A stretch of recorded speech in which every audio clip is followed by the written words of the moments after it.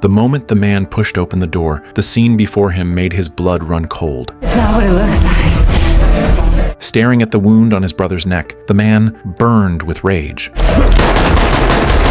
But to his shock, the woman on the floor suddenly stood up, laughing. We're gonna kill every last one of you.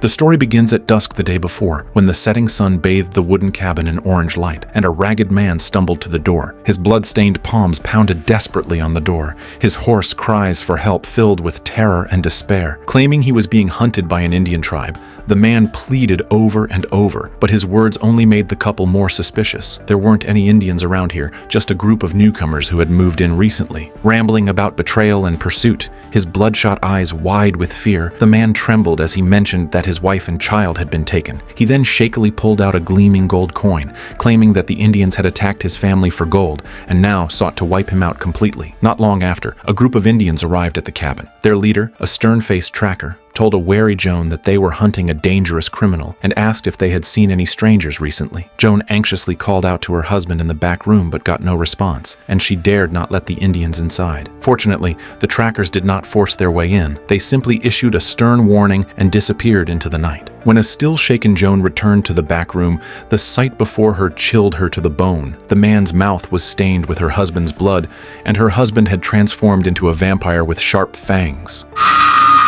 After leaving the military, the Moore brothers moved to this western town and rented a house. They converted a sawmill into a bar and opened it to the public. Stack's ex-girlfriend Mary was a pale-skinned, mixed-race woman, and another regular at the bar was a young boy named Sammy, their nephew. Sammy possessed an astonishing talent for blues music, but his preacher father believed this kind of music was filled with evil. In the end, Sammy resolutely left home and went to live with his two uncles, pursuing his dream of making music. The bar's grand opening was a success, drawing lively crowds every night. But that night, 3 strangers knocked on the bar's door. It was the vampire Remick, who had once claimed to be hunted by Indians, along with Bert and Joan, both bitten by him. They hoped to exchange gold coins and a musical performance for entry. Due to deep local prejudice, the Moore brothers' bar usually refused service to outsiders, but Remick humbly begged for a chance and even played an astonishing blues melody on the spot.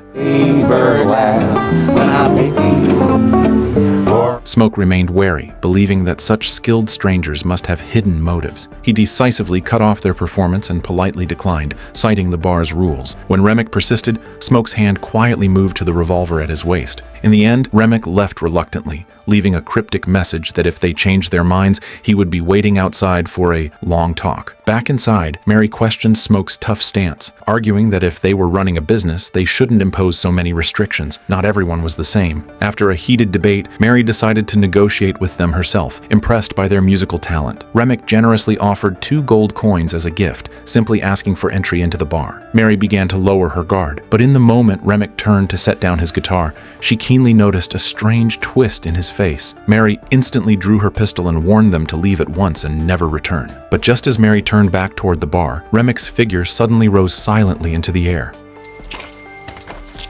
Before long, Mary returned to the bar, her behavior now strangely seductive, her eyes glittering with a dangerous allure. She deliberately avoided mentioning what had happened outside and instead used teasing words and flirtatious gestures to entice Stack. Consumed by desire, Stack couldn't resist and followed her into the adjacent room where they entwined under the dim light. Before long, Smoke came looking for his brother, but when he pushed open the door, he was horrified to see Mary crouched over Stack, eating something. Seeing Mary with her mouth full of blood, looking like a monster, Smoke immediately fired a burst of bullets at her. The gunfire brought the entire bar to a sudden silence. To everyone's shock, Mary stood up again with a smile, threw out the chilling words, "Tonight, everyone will die," and rushed out the back door. When the others checked on Stack lying on the floor, he was already lifeless. Grieving, Smoke held his brother's gradually cooling body, and to prevent panic, he quickly organized an evacuation of all the customers. As the panicked crowd fled, the doorman who had been on guard outside suddenly stumbled in, behaving strangely and demanding immediate payment of his overdue wages. Smoke pulled out some cash from his pocket and handed it over. Luckily, he reacted quickly and avoided being bitten. After being pulled back inside by his companions and closing the door, a knocking sound suddenly came from the inner room. Peering through the peephole, Smoke was shocked to see his revived brother Stack. Thinking that's you? Nah, fool, it's Jim Crow. Nigga, of course it's me. Open the door. How you feeling? Well, you lost a lot of blood. Speaking in his familiar voice. Stack then put on a shirt to cover his wounds and urged his brother to open the door and let him out. But Smoke's girlfriend Annie reminded him of a terrifying fact. They had clearly confirmed that Stack was dead, so whatever was making noise outside the door could not possibly be the real Stack. Just as Smoke turned to get the keys, the door was suddenly smashed open with great force, and a hideous-looking Stack lunged in like a wild beast. At the critical moment, Annie quickly threw a bottle of liquid, and Stack's skin immediately sizzled with acrid white smoke, as though burned by strong acid, sending him into agonizing screams. Taking advantage of the chaos, he fled through the door. Still shaken, everyone gathered around Annie to ask what weapon she had used. She explained it was simply garlic juice she normally used for food preservation. Based on all the evidence, the attackers were not zombies risen from the dead, but legendary vampires. Though they had only read about such creatures in stories, they all remembered that vampires feared sunlight, crosses, and garlic. Just then, eerie singing outside sent chills down everyone's spines. The customers who had just been evacuated from the bar had now all turned into pale-faced vampires and were holding a wild feast under the moonlight. These vampires seemed to have broken all barriers, embracing each other intimately on the dance floor. Soon, Remick led his newly turned vampire army to the front of the bar. He especially admired Sammy's extraordinary musical talent, claiming that becoming a vampire would grant him eternal life and freedom, as well as liberation from the chains of discrimination. He hoped Sammy would use his music to summon more of their kind, and at the same time revealed a horrifying truth to Smoke. By reading his underlings' memories, he had discovered that the landlord Hogwood, who had originally sold them the factory, was in fact the secret leader of a local chaos-driven organization, and was planning to lead an armed raid on the bar at dawn to eliminate the brothers. Grace's husband Beau came as a messenger to persuade them to surrender. When Grace refused, Remick even threatened their daughter Lisa's life. Vampire Stack also stood outside, using his familiar voice to persuade his brother, "In this world full of prejudice, we can never truly be free. But now, this is the way to freedom, and we can be together forever." The survivors inside the bar ultimately rejected the vampire's temptation. Overcome with fear for her daughter's fate, Grace broke down completely, hysterically accusing Smoke of being helpless as a leader. After a heated argument, Smoke made a bold and reckless decision. He would open the front door himself and let the vampires in for a final battle to the death inside the bar. Even though the humans were armed with various weapons, they were soon overwhelmed by the vastly superior numbers. One by one, the survivors fell. Even more heartbreaking, Smoke's wife was bitten during the chaos. Just when the vampires thought victory was certain, this strong-willed woman begged her husband to end her life with his own hands. She would rather die than become a bloodthirsty monster. Mary witnessed the scene. Though she was now a vampire herself, she was still heartbroken over the loss of her former friend. In the end, she left the battlefield in sorrow with Stack's support.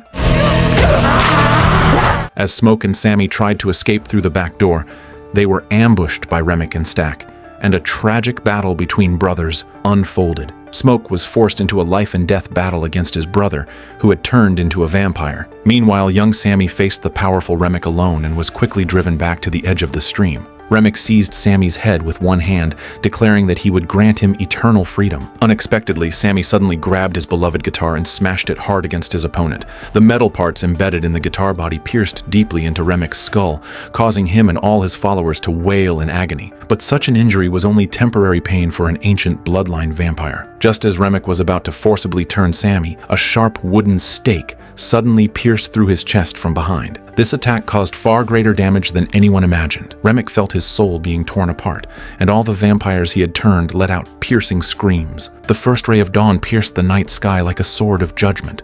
The vampire's skin began to burn, and they gradually turned to ashes in their torment.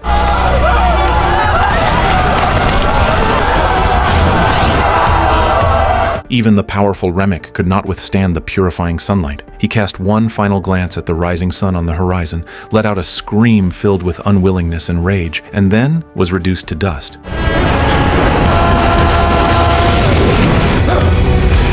After this bloody night, only Smoke and Sammy remained alive. Watching his nephew drive away, Smoke unearthed his hidden weapons and prepared for battle. At dawn, when Hogwood led his armed thugs to the bar, they were met with a meticulously prepared slaughter. Smoke, like a vengeful war god, wielded a machine gun and swept through the enemy ranks, single-handedly wiping out most of them. When 3 survivors tried to flee by car, a perfectly thrown grenade sent them flying. However, during the final exchange of fire, Smoke was unfortunately shot in the abdomen. Staggering, he walked toward the dying Hogwood, who lay on the ground begging bitterly, trying to trade his wealth for his life. I got money. Time flew by. Decades later, Sammy had become a legendary blues master, releasing countless classic records. As his life neared its end, two unexpected visitors arrived at his bar. Stack and Mary, dressed in modern clothes, looked exactly the same as before. Time had lost its power over them. It turned out that at the last moment of that brotherly duel, Smoke could not bring himself to kill his younger brother. He only asked him to stay away from Sammy's life forever. Now, Stack had come to offer the aging Sammy the gift of eternal life, so he could create the music he loved forever. But the elderly Sammy politely declined the temptation. Stack did not insist, only requesting that Sammy play a true blues piece.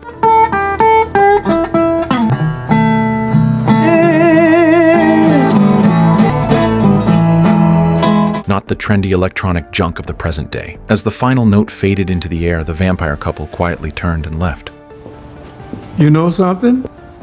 Maybe once a week, I wake up paralyzed, reliving that night. But before the sun went down, I think that was the best day of my life. Was it like that for you? No doubt about it.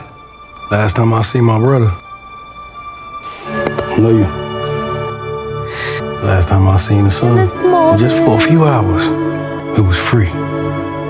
As I open up my eyes.